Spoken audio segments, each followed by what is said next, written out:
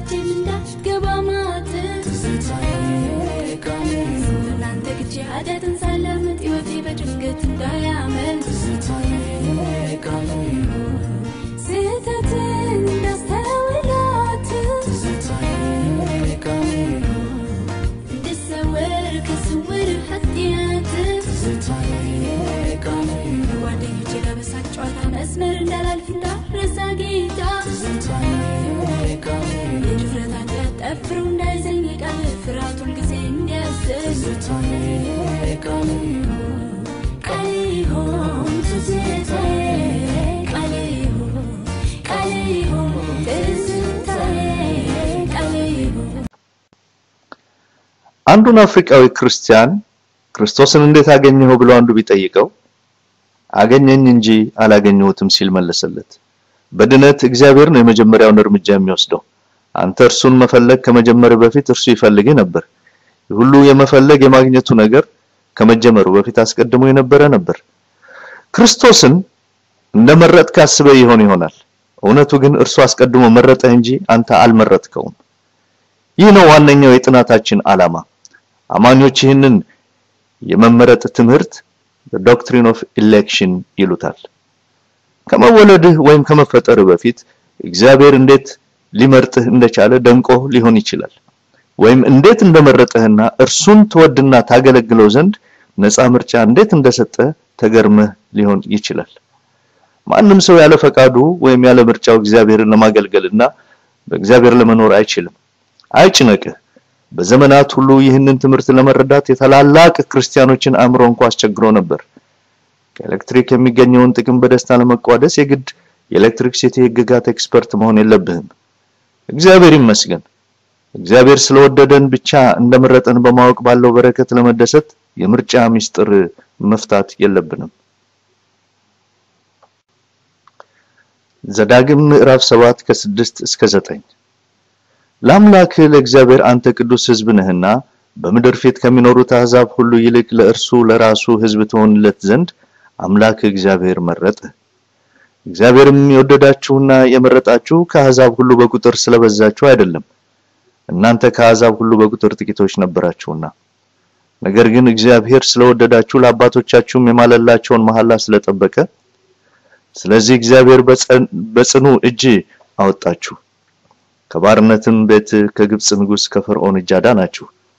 አንተም አምላክ እግዚአብሔር እርሱ አምላክ እንደሆነ ለሚወዱትም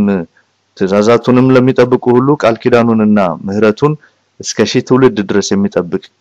የታመነ አምላክ እንደሆነ እወቅ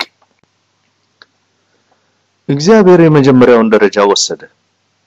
ድነት ሰው እግዚአብሔርን ፈልጎ ማግኘቱ ሳይሆን እግዚአብሔር ሰውን መድረሱ ነው መጽሐፍ ቅዱስ እግዚአብሔር ጥቂት ሰዎችን መምረጡን ነገር ግን ለሁሉም ሰው የወሰኑ ዘንድ ፈቃድን እንደሰጠ በዛም ኃላፊና ተጠያቂ እንደሚያደርጋቸውም ይናገራል ምንም እንኳን ለማስታረቅ አስቸጋሪ ቢመስልም እውነቱ በእነዚህ ሁለት እውነታዎች መካከል የሚገኝ ነው ከኛ የሚጠበቀው ማመን ስለሆነ የግድ ሁሉን ነገር መረዳት የለብንም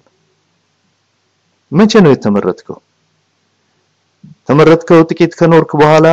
ሁኔታ ተገምግሞ ለደህንነት የሚያበቃ ተስፋ እንዳለ ተረጋግጦ ነውን ፈጽሞ አይደለም ይልቁኑ ከመወለድ በፊትና ምንም ክፉ ደግ ሳትሰራ ነው ሮሜ ምዕራፍ 9 ቁጥር 10 እስከ 12 እንዲያውም ዓለም ከመፈጠሩ በፊት ነው ኤፌሶን 1:4 የእግዚአብሔር ምርጫ መሰረቱ ምንድነው ከመወለድ በፊት በመመረጥ ከሰራው በጎ ስራ የተነሳ እንዳልሆነ ግልጽ ነው በእግዚአብሔር ጸጋና ምህረት ላይ የተመሰረተ ነው ቲቶ 3:5 ሁለተኛ ጢሞቴዎስ 1:9 ወደፊት በጥናቶቻችን ውስጥ ስለ ጸጋ ብዙ እናያለን የጸጋ የተትረፈረፈ የእግዚአብሔር ፍቅር ምንም ለማይገባቸው ሰዎች መድረሱ ነው ስለወደደ መረጠ ወደደ ነገር ሳይኖር በንባብ እስራኤልን በዚህ ሁኔታ እንዳለች እንደመረጣት ልባልክ ዘዳግም 7 ከ7 እስከ 8 አንተ የፍቅር ስጦታ ነበርክ አንተ ከአብ ለወልድ የተሰጠ ስጦታ ነህ ዮሐንስ 6:37 ወደ ክርስቶስ መጀመሪያውኑ የመጣኸው እግዚአብሔር አብ ስለሳበህ ነው